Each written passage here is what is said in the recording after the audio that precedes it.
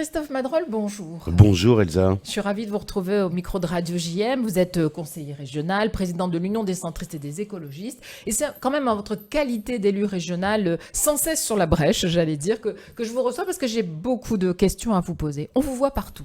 Vous organisez des cafés politiques, Cap sur l'avenir avec les jeunes, sur l'écologie bien sûr. Vous étiez à la remise de certification AFNOR pour les ports propres, représentant bien sûr la région.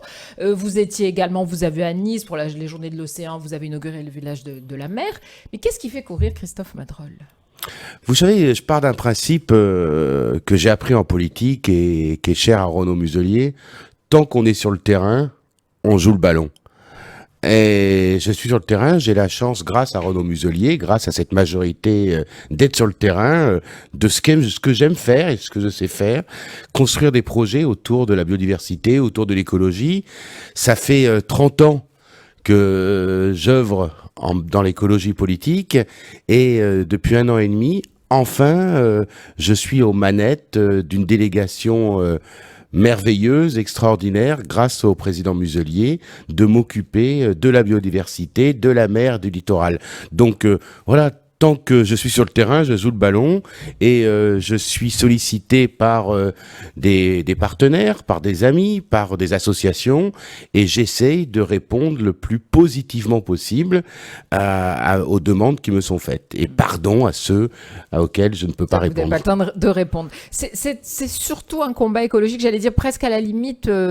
la politique est loin de tout ça, c'est-à-dire que vous n'êtes pas dans la guéguerre politique, vous n'êtes pas dans oui j'étais là avant ou je veux faire avancer mes idées, vous êtes vraiment là pour un combat écologique au nom bien sûr de la région sud de Marseille. Je pars d'un principe, je ne souhaite pas qu'on divise les écologistes. Les écologistes rationnels, réformistes, intelligents, pas ceux qui poussent à l'écologie punitive, on est suffisamment peu nombreux pour ne pas se diviser. Donc je me refuse de rentrer dans des guéguerres imbéciles entre les écologistes. On a tous intérêt à tirer dans le même sens pour répondre aux exigences du changement climatique.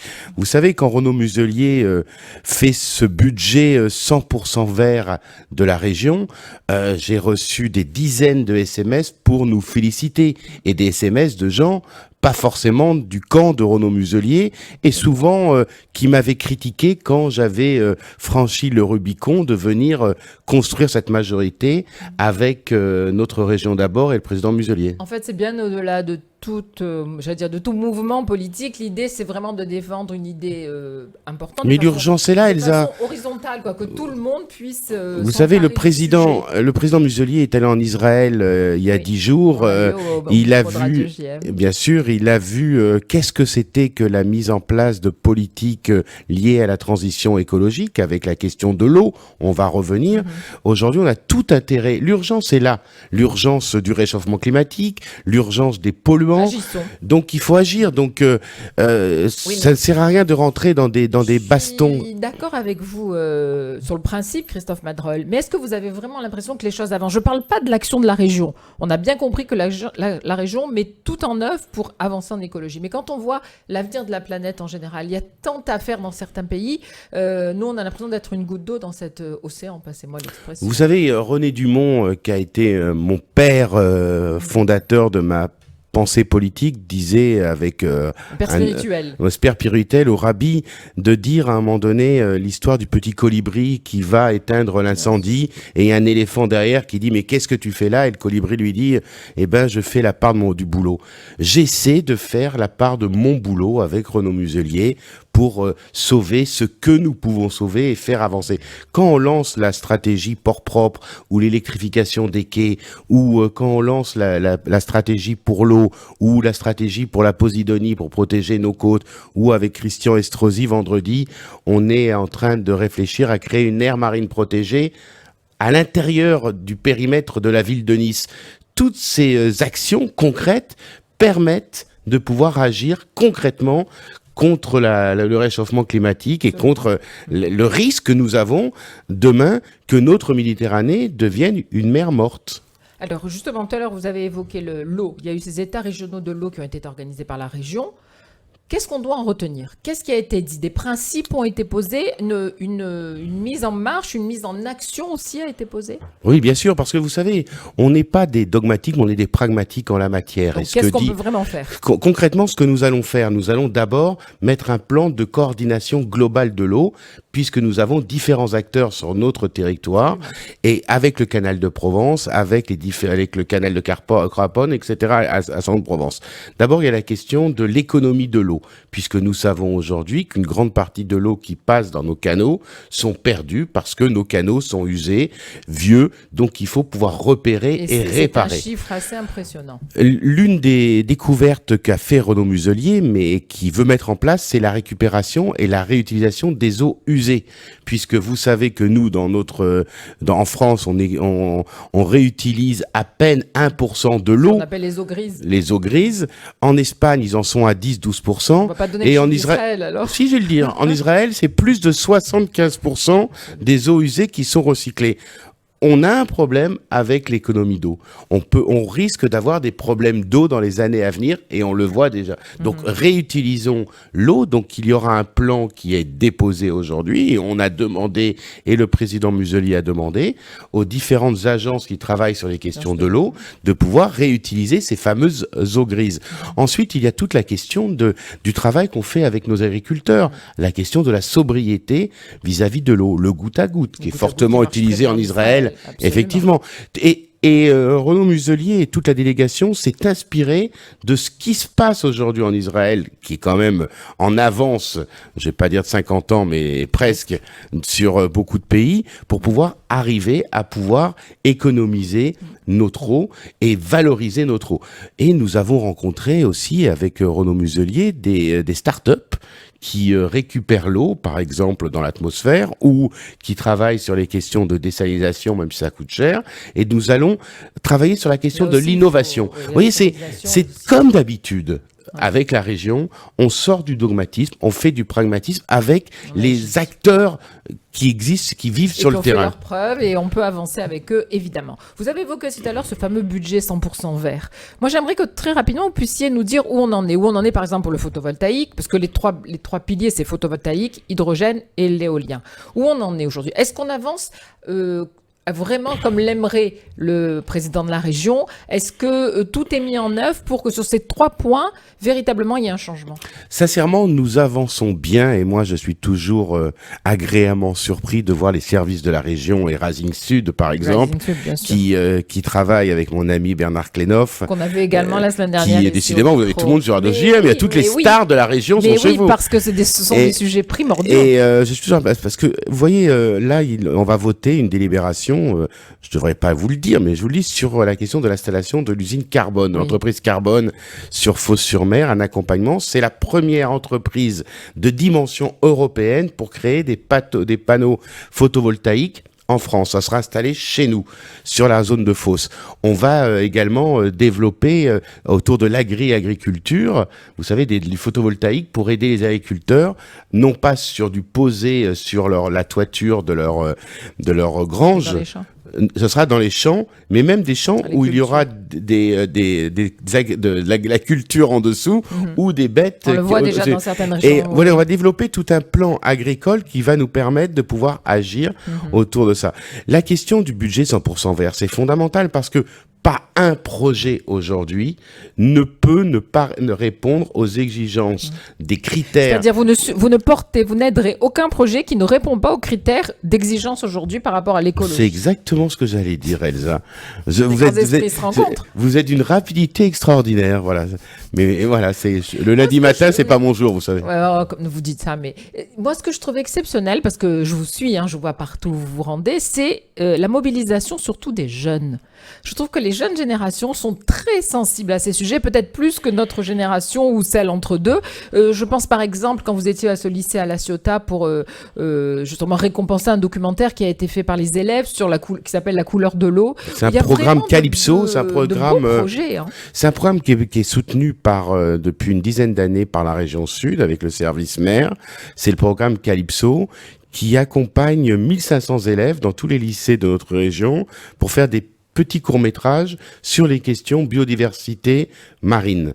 Et c'est un beau projet, et c'est vrai que nous avons eu 12 beaux projets, et pour notre département, c'est le lycée Méditerranée de La Ciotat qui a gagné, qui a fait un très beau sujet sur la question des poissons et de l'oxygénation de la Méditerranée. C'est un sujet passionnant, il y a tellement à faire aussi. Les jeunes, vous parlez des jeunes, oui, effectivement, oui, les moi, jeunes je trouve que les jeunes sont très mobilisés. Alors, les jeunes sont très mobilisés, et c'est pour ça que j'ai accepté de participer à la création de cette formation politique lancée par Renaud Muselier qui s'appelle Cap sur l'avenir, parce que des cafés, on fait des cafés parce que la présence des jeunes était très importante. Se retrouver entre nous, entre quinquagénaires ou quadragénaires ou sextagénaires, c'est très bien, c'est agréable intellectuellement, mais aujourd'hui, l'avenir, c'est les jeunes, et on le sait. Et le fait qu'il y ait des centaines de jeunes qui participent à la création de Cap sur l'avenir, c'est un moment très important. Et le 24 au soir prochain, il y aura le rassemblement de tous ces jeunes, parce qu'ils ont souhaité faire une rencontre quel que soit leur lycée, leur collège, etc. Et le 24 au soir, on aura tous ces jeunes qui vont d'abord faire la fête, c'est important, mais aussi débattre sur le cap sur l'avenir et leur volonté de continuer à construire cette formation politique qui est fondamentale pour le président Muselier et pour tous les acteurs engagés en politique. Alors, je regardais parmi les publications de la région se félicitait du nombre d'attributions de pavillons bleus France pour l'année 2023. 86 plages, 27 ports sur notre belle région. J'ai regardé de plus près et il n'y a rien pour Marseille. C'est compliqué. Est-ce qu'on arrive à régler ce problème? Allez, il faut dire les choses comme elles sont pour que nos plages soient vraiment des plages propres et tout au long de l'été. Moi, j'ai du mal aujourd'hui à comprendre la stratégie des élus marseillais en matière de protection de l'environnement, parce qu'ils font leur truc dans leur coin, et je ne juge pas. Vous avez, en introduction, je disais, il n'est pas question que je jette la pierre à d'autres écologistes. Mais la région met en place des dispositifs autour de la question de la posidonie, des ports propres, et systématiquement, j'ai l'impression que la ville de... Et je suis police, qu'on est lundi matin, la ville de Marseille ne participe pas au projet porté par la région. Je vous donne plusieurs exemples. Nous avons organisé une manifestation du nettoyage du Sud. Il y avait plus de 170 communes de notre région qui ont participé. La ville de Marseille a refusé d'y participer. On a dû organiser ça à la va-vite, quand même avec plus de 200 personnes sur la plage de Catalan, mais la ville de Marseille n'était pas présente. Sauf Fabien Pérez, le président du groupe écologiste, est venu, il m'a dit, moi je viens. Voilà, je viens, même si la ville de Marseille ne fait pas, moi je viens.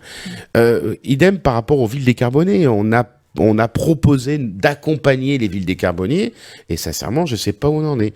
Et j'attends toujours les 10 millions d'euros promis par coup d'œil par mon ami Benoît Payan pour le port, puisqu'il avait monté une pétition sur le fait sur les bateaux de croisière. Il s'était engagé à donner 10 millions d'euros pour l'électrification des quais. On attend toujours les 10 millions. Ça...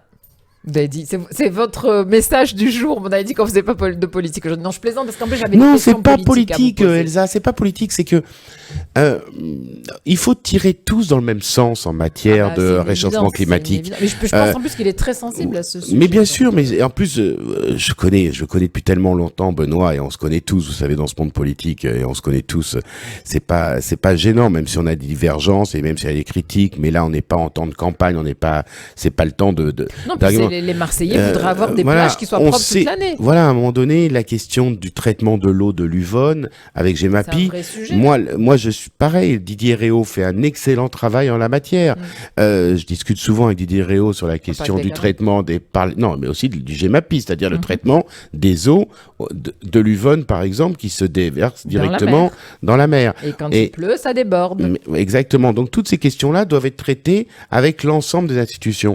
Je me refuse à opposer une institution contre l'autre. Et moi, je souhaite qu'on fasse tous du même sens et qu'on tire la charrue dans le même sens. Absolument. Et d'ailleurs, on a oublié de le dire en évoquant tous ces sujets, cette semaine se tient à Paris un très gros salon Vivatech où la région est fortement représentée. Et là, il y a des innovations possibles et certainement dans le domaine de l'écologie. Peut-être qu'ils vont revenir avec plein de nouvelles idées. Je suis toujours fasciné dans ma fonction de rencontrer des start-upers qui innovent. On a une région magnifique et l'autre matin, j'ai fait fait les petits déjeuners de Choiseul et j'ai rencontré une trentaine de chefs d'entreprise qui travaillent autour des questions de l'énergie et ils sont tous dans l'innovation. Et on a une région qui a une richesse au niveau de l'innovation assez incroyable. C'est pour ça que le président Muselier, avec Bernard Klenov et d'autres, et François de Canson, iront le 14 à Paris pour le salon Vivatech. Moi, je serai consigné à Marseille parce que je reçois le ministre de la Mer, Hervé Berville. Ah bah oui, mais chacun son truc, hein. Vous, la mer, c'est pour vous, évidemment. Je voudrais quand même qu'on dise 2-3 mots de politique parce qu'on a vu les règlements de compte qui n'arrêtent pas d'augmenter ici sur notre pauvre ville de Marseille. On a vu récemment cet attentat qui a eu lieu à Annecy où on s'en est pris à des enfants. On voit les attaques et les menaces contre les élus. Dans quel monde vit-on, Christophe Madral? Vous vous y retrouvez dans tout cela? Alors, je vais vous dire, hier soir, je disais à ma chère épouse que ce monde n'était plus forcément le mien. On s'était pas entendu avant. Non, on s'était pas eu, Elsa, malheureusement, mais moi, j'essaye de faire preuve de bienveillance. Je pense que ce monde a besoin de tranquillité, de discussion, de bienveillance, parce que le monde est compliqué. Et je suis pas du tout un bisounours, mais quand je vois ce qui se passe dans le monde et ce qui se passe dans les fusillades à répétition à Marseille, quand je vois ce crime odieux d'Annecy qui nous a tous pris aux tripes parce qu'on a tous eu des enfants et on jouait dans les jardins publics et j'imagine mes gamins avec un fou furieux comme ça. Voilà, ça me prend ce monde est compliqué et j'essaye justement d'être le plus bienveillant possible autour de moi parce que je pense que nous avons besoin réellement de tranquillité, de bienveillance, surtout dans cette région qui est quand même une région magnifique. Le président Muselier dit souvent que c'est la région du bonheur et la plus belle d'Europe. On a besoin à un moment donné de se poser, d'arrêter les conneries, excusez-moi, et faire preuve vraiment de bienveillance. En une minute, ma dernière question. Ça y est, on va être prêt pour les JO ici pour accueillir les épreuves à Marseille? Où on en est?